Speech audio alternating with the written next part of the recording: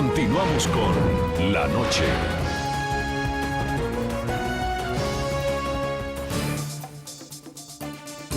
La población civil en Siria es la que ha sufrido con mayor rigor las consecuencias de la guerra entre el régimen de Bashar al-Assad y los grupos rebeldes que mediante el uso de la fuerza han pretendido derrocarlos sin éxito alguno. En 34 meses de conflicto han perdido la vida al menos 130.000 personas, entre ellas 4.600 mujeres y 7.000 niños. Detener el derramamiento de sangre en Siria ha sido hasta ahora un imposible para la comunidad internacional. El conflicto, que tuvo su origen en protestas pacíficas en marzo de 2011, le ha costado la vida a 130.000 personas desde que el régimen de Bashar al-Assad decidió usar la fuerza contra sus opositores que con violencia buscan derrocarlo. Mientras el presidente no detiene su ofensiva e insiste en mantenerse aferrado al poder, los rebeldes que exigen su renuncia tampoco han bajado la guardia. En esa lucha de fuerzas, como era de esperarse, la población civil es la que ha sufrido las más graves consecuencias. De la cifra estimada de víctimas mortales, 4.600 son mujeres y 7.000 son niños. Datos de la ONU dan cuenta de 2.4 millones de refugiados en países vecinos y 245.000 sirios sitiados en su propio territorio. El año 2013 fue quizás el más mortífero desde que comenzó la guerra civil. 73.000 personas perdieron la vida.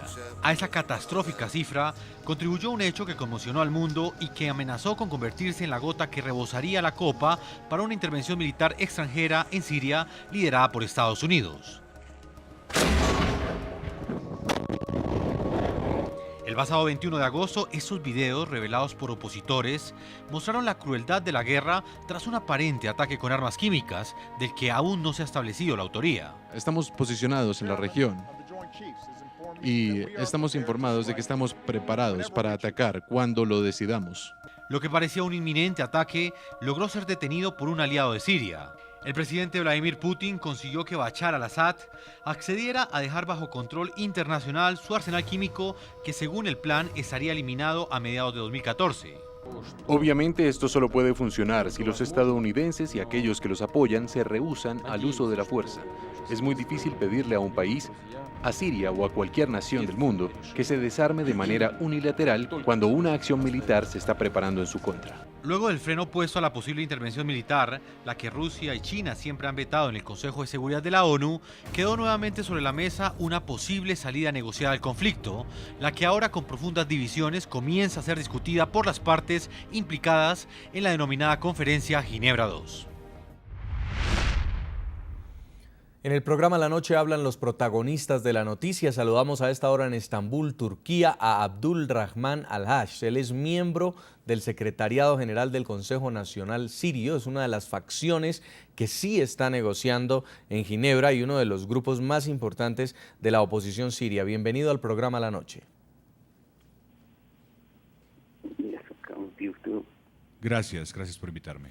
Primero quiero preguntarle por el balance de la reunión de hoy. ¿Qué le dijeron sus representantes allí en Ginebra sobre lo ocurrido el día de hoy? ¿Cuál es la expectativa que tienen?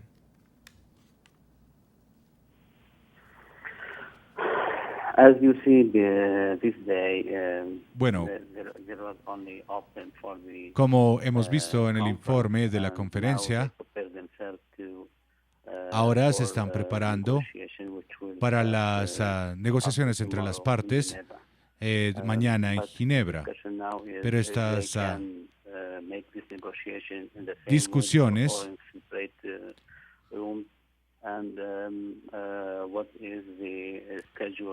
en ese momento hay una agenda para hablar y para seguir las conversaciones y nosotros estamos esperando, estamos en la expectativa para saber cuándo empezamos las negociaciones. Hasta ahora, las discusiones no han empezado del todo.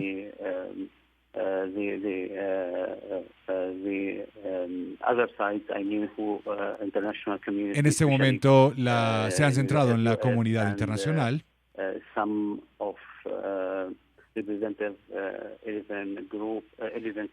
En este momento los diferentes países que están apoyando las conversaciones están interviniendo y sabemos que tenemos que esperar para la próxima reunión para que algo pase y saber un poco más de las personas que están sentadas en la mesa de negociación.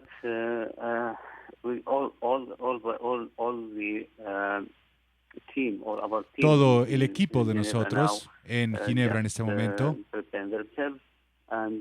está a la expectativa. Nosotros tenemos una labor por hacer. Tratamos de encontrar un punto en el sentido de que vamos a discutir sobre el tiempo que pueden durar estas conversaciones, así que tenemos muchas cosas para discutir.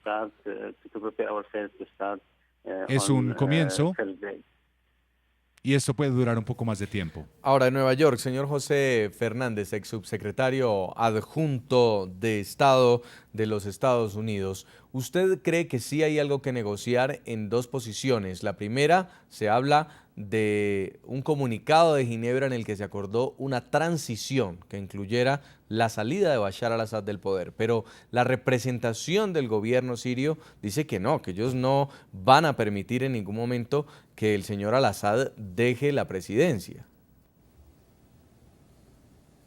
Sí, y es parte de la división que existe y es parte de las posiciones iniciales que han tomado los sirios. No solamente han dicho que eso no fue lo que se dijo en el primer comunicado de Ginebra, lo cual es incorrecto porque habla textualmente de una transición por consentimiento mutuo por parte de Assad y de la oposición, pero acaba de decir hace poco que se quiere postular de nuevo en las elecciones de junio en Siria este año.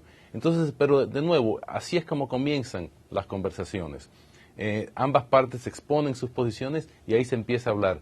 Y de nuevo, aunque no se llegue a un acuerdo inmediatamente, es importante que por razones humanitarias ambas partes continúen hablando y se puedan encontrar soluciones parciales, aunque sean soluciones humanitarias al conflicto. Pero el hecho es que tanto los iraníes también no querían tener ningún tipo de precondición y por eso no se le permitió asistir a la conferencia. Y también el gobierno sirio acaba de decir que no están de acuerdo con los objetivos que Estados Unidos piensa y la comunidad occidental piensa, se acordaron en la primera cumbre de Ginebra. Señor Philip Crowley, se ha hablado de la capacidad de los Estados Unidos y de Rusia de influir en la oposición y en el régimen sirio para esta negociación. ¿Cómo llegaron las partes de la comunidad internacional también que están vigilando la negociación a esta mesa?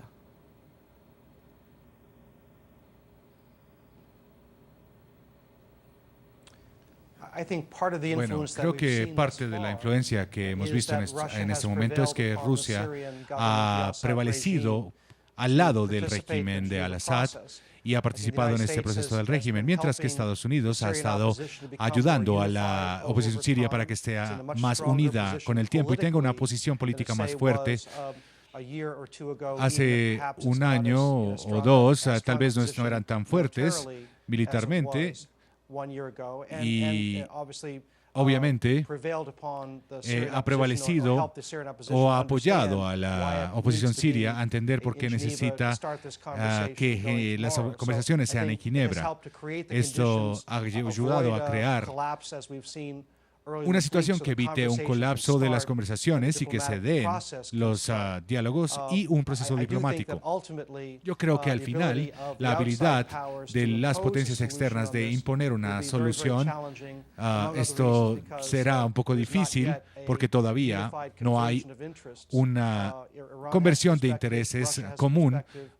Irán tiene perspectivas, Estados Unidos tiene perspectivas, Rusia también, algunas constituencias también dentro de Siria.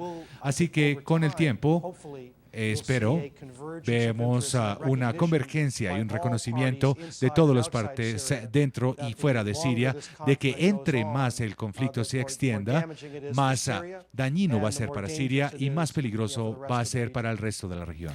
Porque no olvidemos, señor Patiño, que justo cuando todo el mundo estaba esperando el pronunciamiento del gobierno de Estados Unidos para intervenir militarmente en Siria o al menos crear una zona de exclusión aérea, es cuando Rusia logra evitarlo con la entrega del arsenal químico que tenía Bashar al-Assad. En este momento, esa fue el paso para que se llegara a un acuerdo negociado. ¿Cómo ve usted los papeles en este momento de Rusia y de Estados Unidos en la influencia del conflicto? Son preponderantes, es decir, son preponderantes desde la perspectiva global. Cada uno tiene una posición absolutamente determinante. Los Estados Unidos está tratando en las conversaciones de Ginebra de que sea su fórmula la que termine resolviendo el conflicto, mientras que Rusia, y lo hemos visto con Sergei Lavrov, bastante conciliador, pero manteniendo su posición firme, Rusia trata de llegar también, digamos, a buscar un acuerdo que permita negociar algo sin que esa negociación pase necesariamente por la salida de Bashar al-Assad. Lavrov ha sorprendido diciendo que es posible que pudiera pensarse en eso, pero Rusia, ese no es nunca el punto de partida de Rusia, no es el objetivo de llegada. Y sobre todo porque, insisto, en un segundo renglón hay otros dos jugadores determinantes de cuáles son las posiciones que además toman Estados Unidos y Rusia, que son Irán al lado de Bashar al-Assad y de Rusia, y Arabia Saudita al lado de los Estados Unidos en este contexto. ¿Eso qué determina? Determina quizás una de las situaciones más complejas del conflicto, y es que para Irán adicionalmente mantener a Bashar al-Assad es una garantía, como lo expresó la misma Cancillería iraní a principios del año 2013, es la garantía de mantener una especie de área de seguridad sobre el propio Irán, es la garantía de que tiene una posibilidad de manejo en términos militares, en términos diplomáticos y en términos de influencia geopolítica, y adicionalmente es también la posibilidad de mantener, digamos, un influjo indirecto a través del Estado, a través de organizaciones como Hezbollah, sobre cómo se mantiene la política en el Medio Oriente. Este asunto pues trae un efecto, digamos, devastador de alguna manera, y es que impide que los acuerdos puedan ser, digamos, rápidos. Esto, y yo pues comparto obviamente la posición del señor Crowley, del señor Fernández, de que es necesario llegar a un acuerdo, solo que desde un punto de vista realista, quizás un poco más escéptico, lo veo muy difícil porque las posiciones son completamente irreconciliables. Y sí, quiero insistir además en una perspectiva, y es que gran parte de la oposición quiere construir un Estado islamista, mientras que Bashar al-Assad está apoyado por un régimen islamista chiita, y obviamente aquí tenemos otro conflicto de fondo muy difícil de manejar. Volvemos a Turquía con Abdulrahman Alaj, el miembro del Secretariado General del Consejo Nacional Sirio. Sobre el tema de la negociación también pues se está contemplando el hecho de perdonar. El perdón es importante, y sobre todo cuando se trata de víctimas, pero para muchos todavía está en su mente la imagen del día en que fueron utilizadas armas químicas. Aún no se conoce de qué bando, pero muchos sirios convulsionaron y fallecieron. ¿Ustedes estarían dispuestos a pasar la página en este hecho, ya que se consideraron las víctimas de este ataque químico prohibido por el derecho internacional? Bueno, de hecho, todos saben que el régimen se ha debilitado, pero también saben que cuando tenían las armas las podían utilizar. Al final, cuando la comunidad internacional tomó estas armas con ellos, ellos no pudieron rechazar la oportunidad que les dieron. Toda la comunidad internacional y todas las personas dentro de Siria saben que en este caso el régimen de al-Assad es criminal, y ellos saben que cometieron un crimen. La comunidad internacional tiene que proteger a los sirios, a los civiles sirios, y en mi opinión nosotros sentimos que la comunidad internacional debe actuar para que esto no pueda ocurrir nuevamente en Siria, y que haya un responsable también. Y es por eso que nosotros creemos que tenemos una oportunidad aquí en Ginebra II para que sea realmente un tema que podamos conversar. Este incumplimiento de Ginebra I y esta discusión pueda llevar a una negociación. Yo creo que tal vez las armas, el uso de armas químicas por parte del régimen